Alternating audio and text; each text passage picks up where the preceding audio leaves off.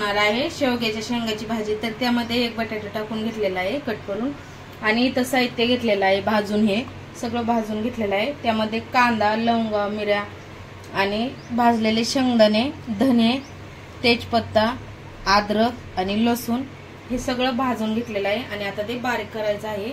आणि इथं कढीपत्ता, कोथिंबीर आणि एक टोमॅटो घेतलेला आहे। तर ही कोथिंबीर काढायची, या वाटणामध्ये टाकायची आहे आणि वाटण करून घ्यायचं आहे। तर कट करून घेते।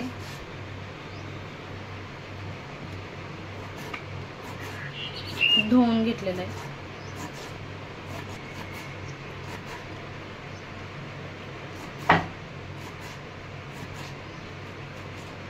अर्धाच टोमॅटो घेतलेला आहे।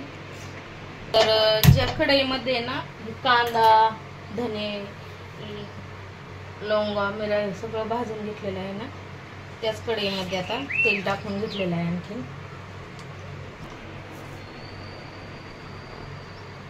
टाकून घेणार आहे।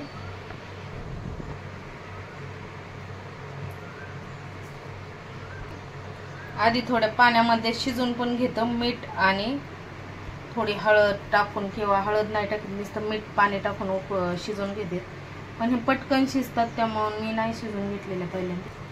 तर जिरे टाकलेलं आहे तेलामध्ये,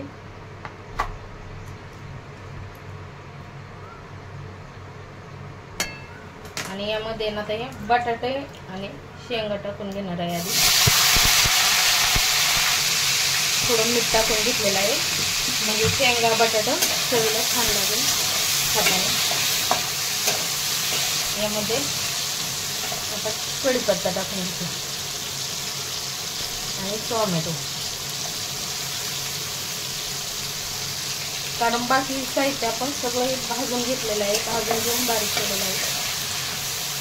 मसाला टाकून घेत आहे यामध्ये, पेज कोल्हापुरी आणि गरम मसाला,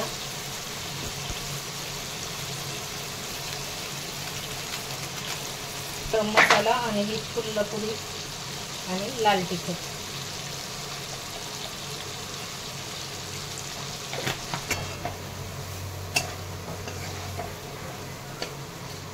आणि आता यामध्ये हा वाटलेला मसाला टाकून घेत आहे। यामध्ये खोबरं, अद्रक, लसूण, भाजलेले शेंगदाणे, परत धने, लवंगा, मिऱ्या आणि तमालपत्र, दालचिनीचा एक तुकडा, हे सगळं असं भाजून घेतलेलं आहे आणि बारीक करून घेतलेलं आहे। हे तेल सुटेपर्यंत छान परतून घ्यायचं। मीठ टाकलेलं आहे यामध्ये, परत मग पाणी ओतल्यावर चवीनुसार मीठ टाकून घेणार आहे। कोथिंबीर, तर आता पाहू शकता साईडने छान तेल सुटलेलं आहे आणि मसाला पण छान परतलेला आहे।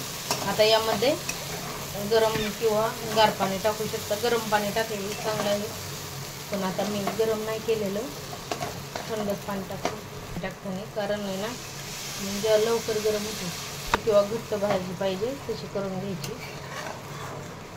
आणि आता कमी गॅस करून शिजवून घ्यायची छान, आणि चवीनुसार मीठ लागत असेल तर मीठ टाकून घ्यायचं आहे। त्याची भाजी खाण्यासाठी तयार आहे। आणि यामध्ये आता कोथिंबीर टाकून घेते आणि त्यासोबत गरमागरम चपात्या बनवलेल्या आहेत। पाहू शकता किती छान अशी झालेली आहेत।